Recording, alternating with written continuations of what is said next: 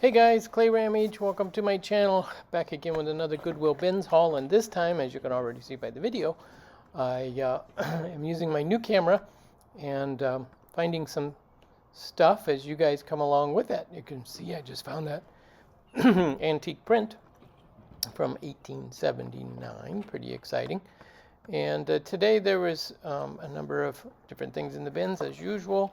There was this, I like this glass wrought iron wrought iron shelf unit, but it was just too heavy and I didn't want to deal with it. I'm trying not to get big items like that.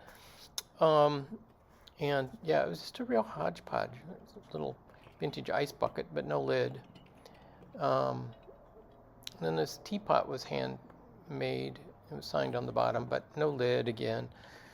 So it's one of those things I'm trying to keep things down to a specific, trying to find vintage items and stick with those. They had a lot of games and boxed items in the bins and stuffed animals, which are always fun, but I don't really do much with stuffed animals. Found a couple hats. They were like, perfect condition. Didn't look like they were ever used. So,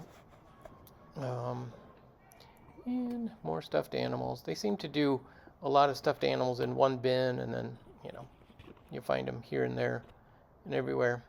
And as you guys know, I typically just go through and find or open every box to see what may be in it. I also open, bags, backpacks, that type of stuff, because you never know what's inside. You can't assume that what's on the outside of the box is what's on the inside. This was a really cool piece. I love this grand piano carved piece. And that big black bag that just showed there for a minute. It was made in, it says made in Switzerland or Sweden, one of the two. Can't remember off the top of my head now. Anyway, I did have that in my cart for a while. Just decided to put it back. It needed a good cleaning, but I just didn't have any use for it. I didn't know what it would sell for and didn't want to deal with something that big and heavy because it would have cost me quite a bit of money, probably $8 to $10 for that item because of the weight. And this is, I'm at the books now because there wasn't a lot in the household stuff, which you'll see my haul video at the end. But there were some great books. And I am actually did a second video for just the books because there's some incredible stuff. So here you can see this is one bin, and I'm just picking up a few of the vintage books that I saw in there. Not really even paying too much attention to what they were, because when I see them, I grab them, put them in the cart, and then kind of do a quick review. But look at this one. Tons of antique and vintage books. A lot of these were older, over 100 years old, which is the official definition of antique. So I just started looking, and that particular book we'll talk about later. Fabulous find. But anyway, there's I just keep looking at the spines and the titles. The majority of the books were major authors, well-known authors, well-known books. Number of early printings, some first editions, some first edition, first printings, some first editions, fourth, fifth printings. But anyway, just a lot of great. This one's really cool too. The Great Lady Chatterley's Lover from 1930, and that one has a whole story in and of itself, which we'll talk about later. I love the cover on this book, which just disappeared. But anyway, I'll show you that in the haul video, and while the book haul video, which is a separate one than at the end of this one. So be sure to tune into part 2 of this video to catch all of the fabulous books. And here I was just going through, I did find some sheet music books in there. You can see my cart is just overflowing with books. Good morning, everyone. It's clayrammage back again with another Goodwill bins haul. Yes, it's Monday morning. I went to the bins and didn't find too many household items in the bins, but I did find a lot of books, which I decided I'm actually going to do that as a second video because there's so many books And I wanted to go kind of walk through the books and the value and stuff like that. So I'm going to show you the regular stuff I got, and then we'll do part 2 as the books with a little more detail and information as far as how I look them up and that kind of stuff. So anyway, so I put at the beginning of this the shop along with me. Hopefully it, you know, excited some of you guys to see what was in the bins today. Yeah, it was not too much vintage stuff, mostly modern stuff, as you could see, and a lot of games and stuff. There wasn't as much household. They had more clothing bins out today than they normally do, and they do that periodically, and that's okay. We can still find great stuff. So first thing I'm going to show you is something I bought for me. This is it's called a tag maker, one tag maker, tag templates, 6 circle tag rims, and blah blah blah. So this is actually like a scrapbooking tool, but when I do tags for the pink elephant, I'm having to buy them, and I do green tags. So this way, and they're hard to find. I could order them online, yeah, and all that good stuff, but they're actually kind of pricey. But if I can buy some green cardstock, I can make my own. Yeah, it adds a little time, but I thought, oh, I'll give it a try, because again, I probably paid $1 for it based on the weight, so it's not that bad. Oh, I spent a total of $46 at the bins today, which is a lot for me lately. But again, it's because $33 of that were books, and $13 was of this household stuff. So, yeah, so that's kind of our total and how we're running with it. So when I do the books, I'll run you through the totals and how much like each book cost. And oh, and because with the books, I also bought a couple records, because they do records by the inch as well. Books are by the inch, households by the pound, and cups are 49 cents. So anyway, so I found this little wooden figure. He's not marked. Well, he is marked on the back. It looks like EI. It's a hand carved figure, and he I was trying to see if he stands up. He's not exactly flat on the bottom, so he doesn't directly stand up. So he's all by himself, so I don't know if he was, you know, anything about him. But I just thought he was kind of cool, so I bought him. So I might see if I can get him to stand up by putting a little circle dots on him or something. Oh, speaking of wooden items, I saw this and I had to get it. Not that it matches my decor at home, but look at that. It's a wooden grand piano player plaque. And I was like, oh, gotta have it. Sorry, folks. So add it to my collection of miniature grand pianos and wall art. Now this was an exciting find. I did not know anything about it when I picked it up, but I did look it up when I got back here. And this is a hand clutch purse, or makeup bag is what it's actually called. It's got a tag, Piero Guidi. It's an Italian piece. It's got a tag in the middle, made in Italy. It's got a tag here as well, plus the tag that says made in Italy. And I was like, okay, I never heard of this. It's called Magic Circus. That's the pattern on it. I never heard of this particular maker, but I thought made in Italy, it's got to be worth something. And sure enough, this particular makeup bag with the box and everything came with it, sold for $50. And his stuff sells well. So I figure I could probably get $25 for this makeup case as is. It does have a couple makeup marks on the inside, but other than that, oh, and I did just notice the little bit of coloring off the leather right there. I might try just some leather conditioner on there. Sometimes that brings the color back. So anyway, but other than that, it's like there's no marks on the outside that you can see. Maybe a little bit of wear on the bottom. But yeah, so I thought that was a great find. And again, that's been there for quite a while, so a lot of the people that deal in that kind of stuff either weren't there today or didn't notice it. And then I picked up 2 hats. I don't do much with hats. I know some resellers do incredible with hats. I'm trying. I do vintage hats, but not the more modern baseball caps. But pick these up. This is the White House cap. I thought somebody might like that. It does not look like it's ever been worn because there's no wear on the sweatband. And then there's this Twins hat, which of course is Minnesota, but this Twins hat has the ear flaps on it, sponsored by Pepsi on the back. So I was like, yep, we'll do that one too. Because again, I'm paying 50 cents for them. And even if I sell them for $10, $8 to $10, I'm doing good. So then I picked this tray up, and maybe I shouldn't have, but I did. It's an Odigiri tray. Odigiri is quite collectible. It's a Christmas tray. It's clearly marked on the back, but I didn't notice that a lot of the gold trim has worn off.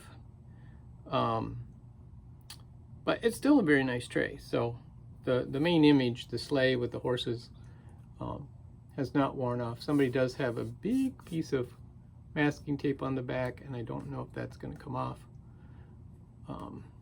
So this is a piece of lacquerware, they call it. Let's see. I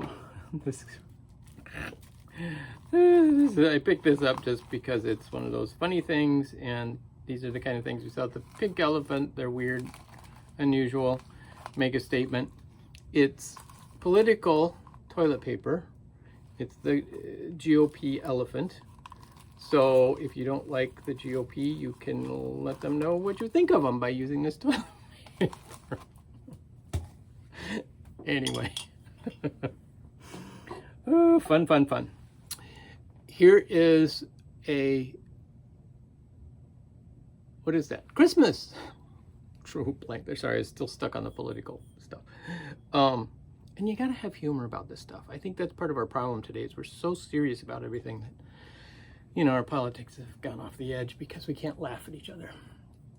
But yeah, this is a made in Japan Christmas mug. There's only one. I would have preferred finding two. It's a good clean. I just noticed that. But I like the pattern. The image is all in excellent shape. It's not really scratched or dinged up. And I found this little tiny robin. It's marked on the bottom, handmade in Hong Kong. It's hard to tell. I believe it's a plastic. Yep, it's plastic. And, you know, just a cute little plastic robin. Put him down at the Pink Elephant for $1.99. Ooh, this is a shebang. I picked up another clock mechanism. No jewels, but it's a shebang. This was a $20. I just picked up this mechanism, not the clock that went with it, because there was no clock with it. Anyway, so then I also picked up this Sony Discman. I did not look to see if there's no batteries in it, which is good. Battery compartment is clean. So I'll have to put some batteries in it, see if it works. And this particular Sony Discman, if it works, these are $25 items. So I'm trying to get more into that kind of stuff because it seems to sell. And then I picked this up, and it was funny because one of the other people at the bins this morning said, "Oh, you got that bear matches your shirts." I said, "Yep." Because you know me, I love these kind of shirts, and the bear's wearing one. Isn't that cute? So I had to get him for that. But more importantly, I bought him because he is made in Hawaii. Well, he's Hilo Hattie, the store of Hawaii, I should say. He's made in China, but he's a Hawaiian bear with the Hilo Hattie tag even on the shirt. So you know he's not got an authentic shirt. So I don't know, he might become my mascot. Let's just sit him back here with the birds for now. We might make him my little mascot. And then this is, I found these, I should have looked them up, but one of the things that's coming back, selling for some reason, are the old photo slides. And like I picked up a couple videos ago, I picked up a couple of slide storage cases. You know, they're not big money, but you know, people are starting to collect them, and I think, you know, do things with these old slides. And I found these in the bins today. They're slide labels. They're slide scribe labels, perfect for 35mm slides, file folder tabs, larger transparencies, blah, blah, blah. Cassette tapes, They're all from the 1990s. So those were kind of a pinkish color. These are a gray color. It's kind of hard to tell because the plastic is yellowed on the packages. Oh, Labelware. I didn't even see that one. Look at that. For Macintosh. That's got the disc with it. Personal productivity. So this will allow you to, on your old Mac, 3.2 or greater, for the Mac 512K or ImageWriter 2. So, still in the package. And Goodwill did try to sell these for 99 cents and they didn't sell at the store. And then here's some white labels. So I haven't looked them up to see what they're gonna, if they sell, what they sell for, but you know, originally these are $8. Oh, this was $40 originally. Wow. Those are expensive back in the day. So anyway, so we'll take a look at those and see. Again, I paid $1 probably for all of these labels. And if nothing else, sometimes what I do is when they're, especially they're older items, new in package, I actually put in my description, even in the title if I have room, I put theater, movie, prop, that kind of terminology. So when people are scanning and looking for items, because they'll use these, like if they're a retail store scene, you know, they'll actually put up vintage packages of stuff. So they'll you know, the people who are creating the scenes will look for that kind of stuff.